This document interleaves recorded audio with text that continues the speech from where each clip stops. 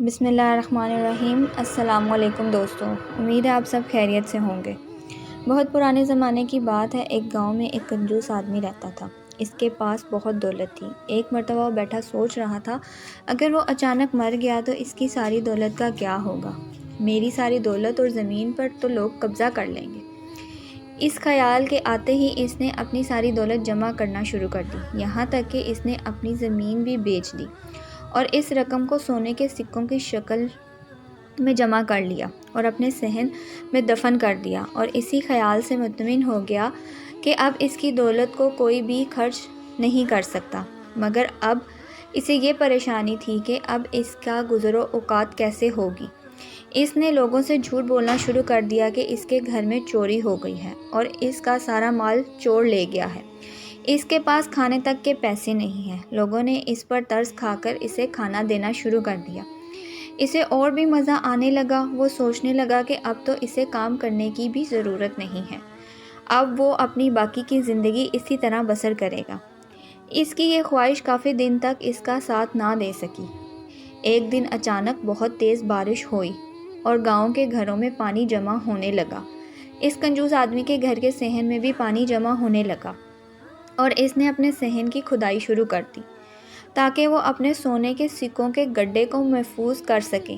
مگر بارش اتنی تیز تھی کہ دیکھتے ہی دیکھتے پانی پورے صحن میں جمع ہو گیا۔ وہ اپنی جان بچا کر گھر کے اندر چلا گیا۔ جب بارش کم ہوئی تو وہ صحن میں آیا اور آ کر دیکھا کہ جہاں اس نے وہ گڈھا دفن کیا تھا وہ اب نہیں ہے، اور وہ روتا ہوا ادھر ادھر پھرتا رہا مگر اسے وہ گڈھا نہیں ملا۔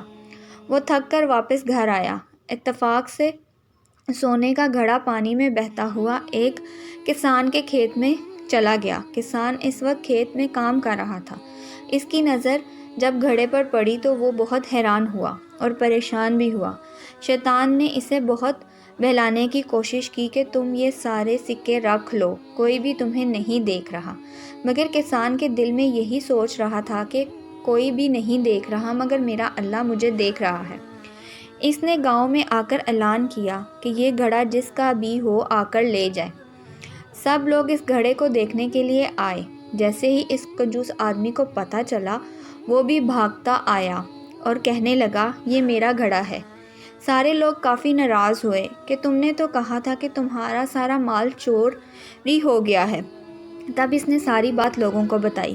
سب نے مل کر یہ فیصلہ کیا کہ اس گھڑے کے آدھے سکے اس کسان کو دے دیے جائیں۔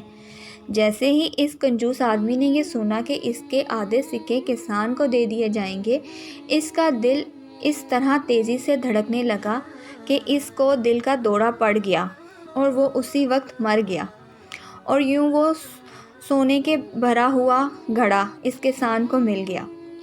اس کنجوس آدمی کو اس کی کنجوسی کی سزا بھی مل گئی اور ایماندار آدمی کو اس کی ایمانداری کا صلہ بھی مل گیا۔ اسی لیے کہتے ہیں کہ انسان کو اتنی کنجوسی نہیں کرنی چاہیے۔